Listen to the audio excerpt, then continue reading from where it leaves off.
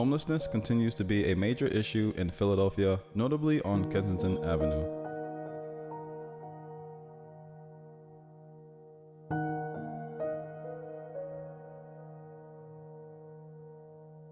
In the city, approximately 5,700 people are considered homeless, with approximately 950 of them being unsheltered.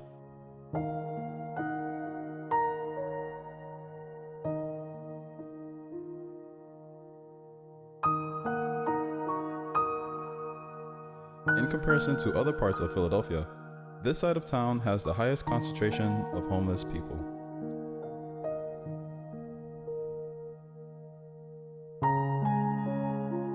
Homelessness is caused by a variety of factors, including poverty, inability to afford a place to live, and falling outside of the system, all of which makes meeting housing requirements more difficult.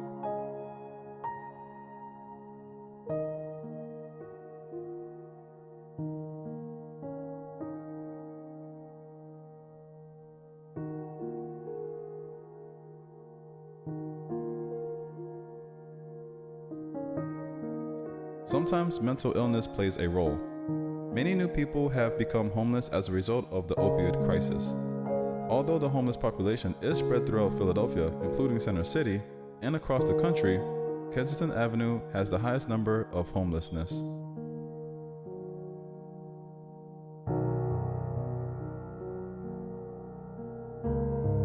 Being homeless or suffering from a mental illness is not a crime.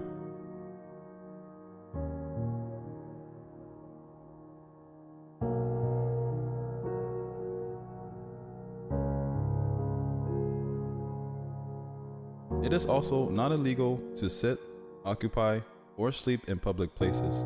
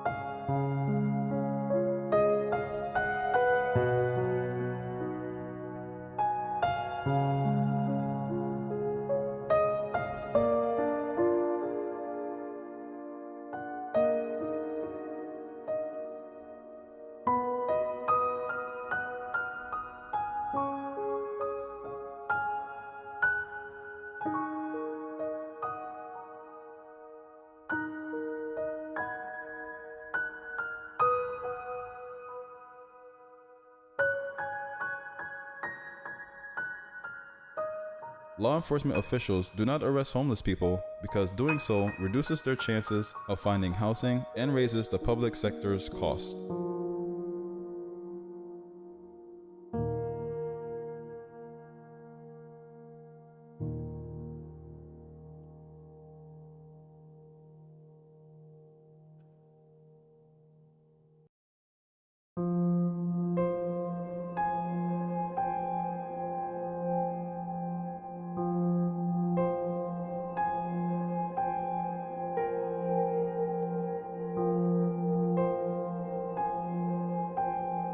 Law enforcement officers are always looking for ways to help those in need of a place to live, while also protecting the rights of residents, businesses, and visitors.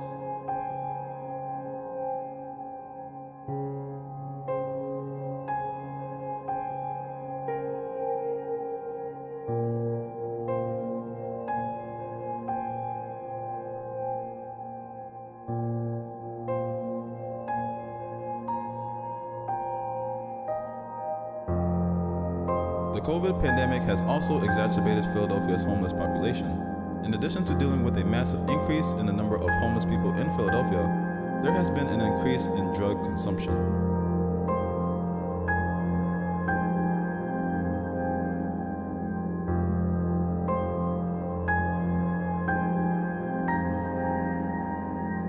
Notably for Kensington Avenue, the reason you see many people sleeping while standing, drowsing, and bending over is due to the drug xylazine.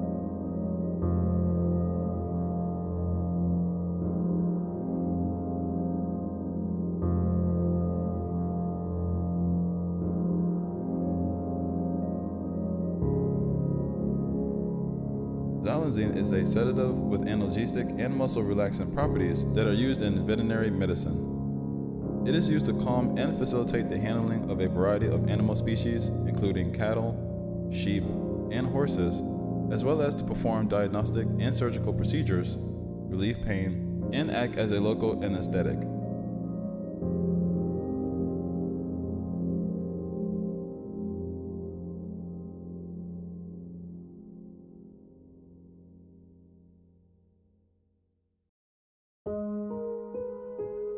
In Philadelphia, xylazine began to gain popularity in the mid-2010s.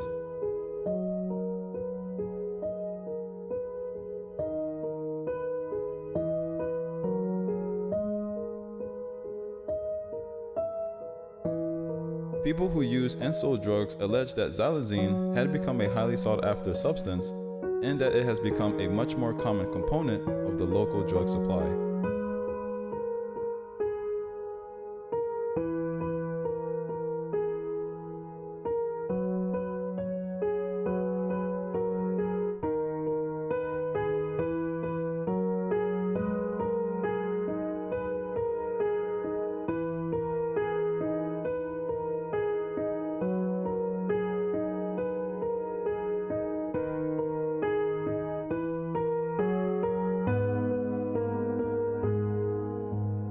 The reports from Philadelphia, as well as hints that xylazine was appearing in other parts of the country, prompted the researchers and colleagues to try to track the drug's spread across the continental United States.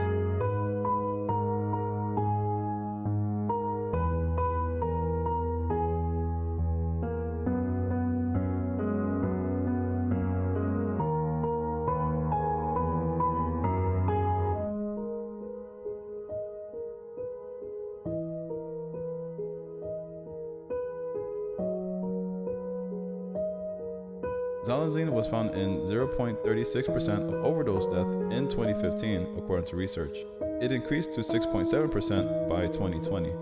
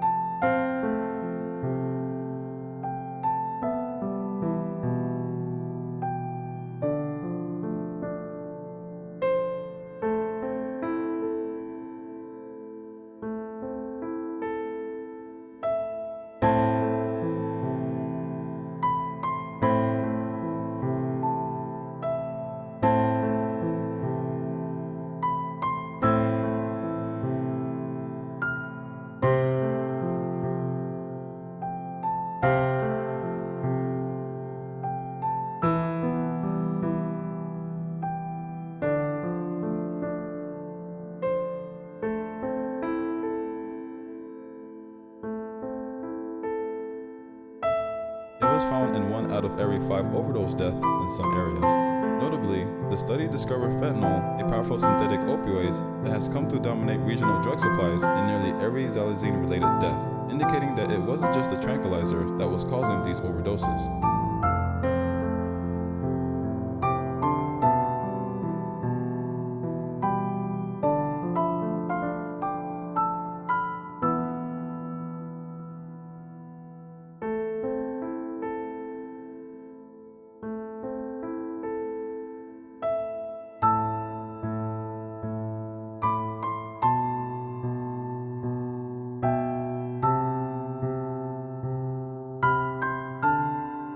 experts are still trying to understand the risk of xylazine, but they are concerned that the drug, which is not an opioid but acts as a sedative, may increase the chances of fatal overdose when combined with opioids like fentanyl because it can exacerbate the respiratory depression caused by opioids.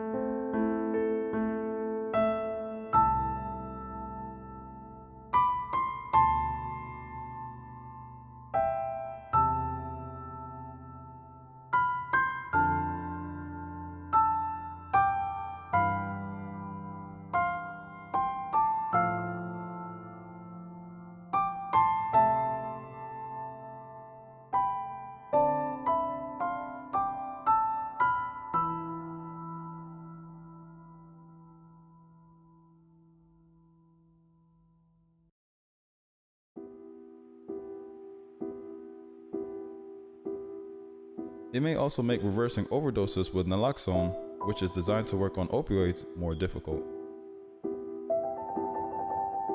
The drug overdose crisis in the United States has been steadily worsening and is now killing more than 100,000 people per year.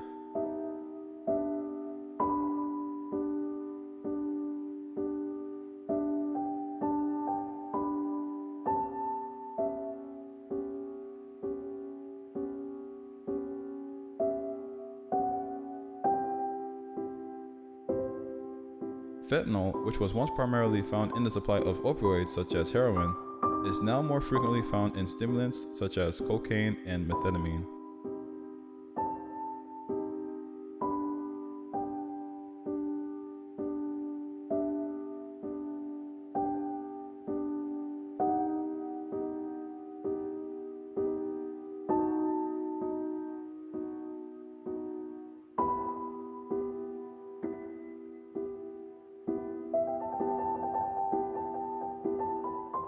Right now, the drug supply is a complete mess. The number of contaminants is out of control and is becoming increasingly difficult for researchers to keep track of them.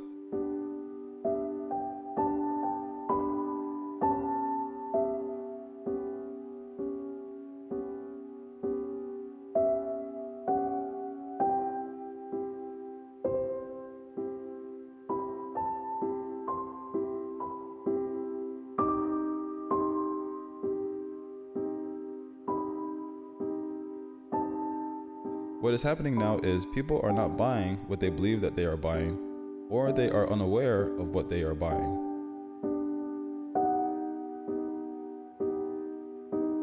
Kensington Avenue in North Philadelphia is well known for its drug use and prostitution.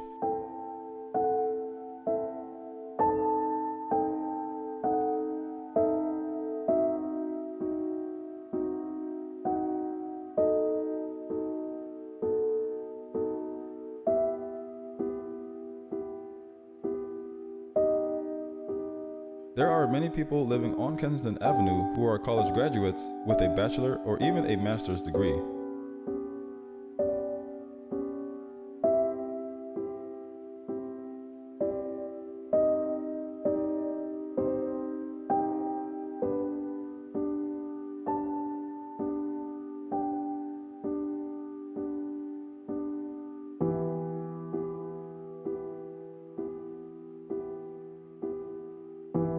Many people turn to drugs as a result of a variety of unfortunate events that has occurred in their lives, such as the loss of a significant other, a career, and more.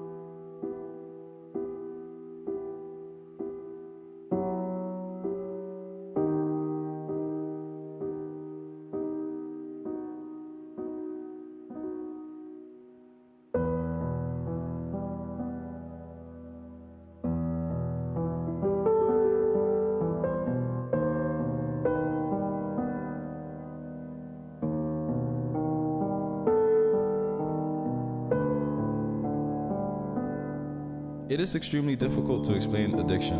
It can be difficult, especially as a concerned loved one, to explain to yourself and others how your child, partner, or sibling became addicted to drugs.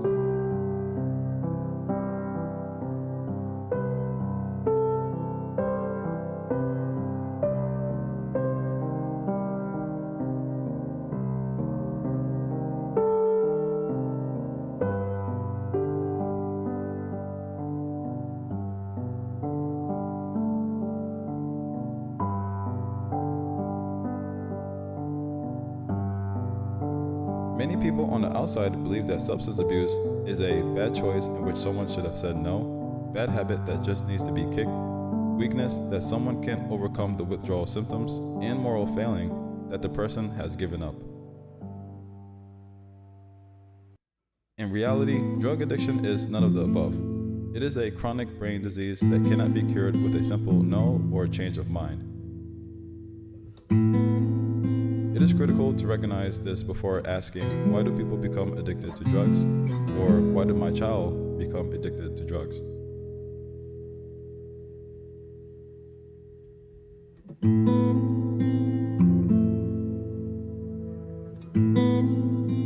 More than likely, you may have additional questions such as, how did this happen? Your loved ones may have been properly raised with a strong moral foundation or in a good home, but they can still begin using drugs.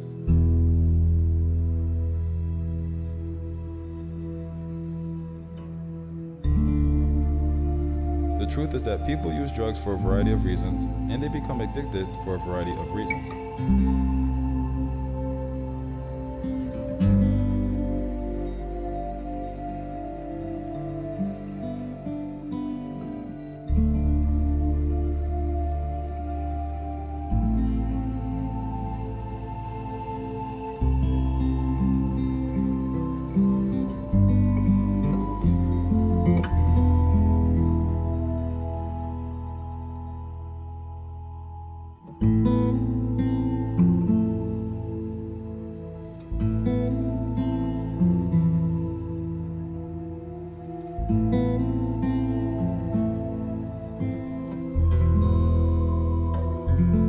It is critical that for the individual not to blame themselves or the loved one before you have thoroughly investigated the situation.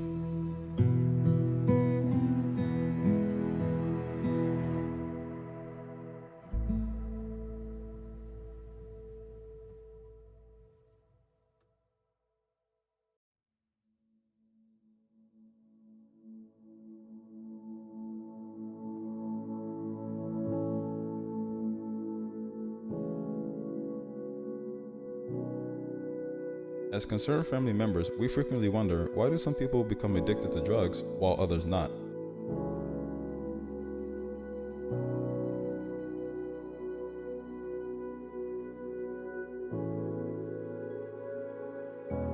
This is a valid question, and many drug users don't believe they'll become addicted.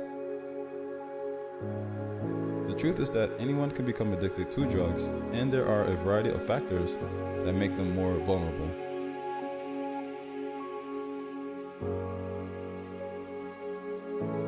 The following are some of the most common risk factors or potential causes of drug addiction.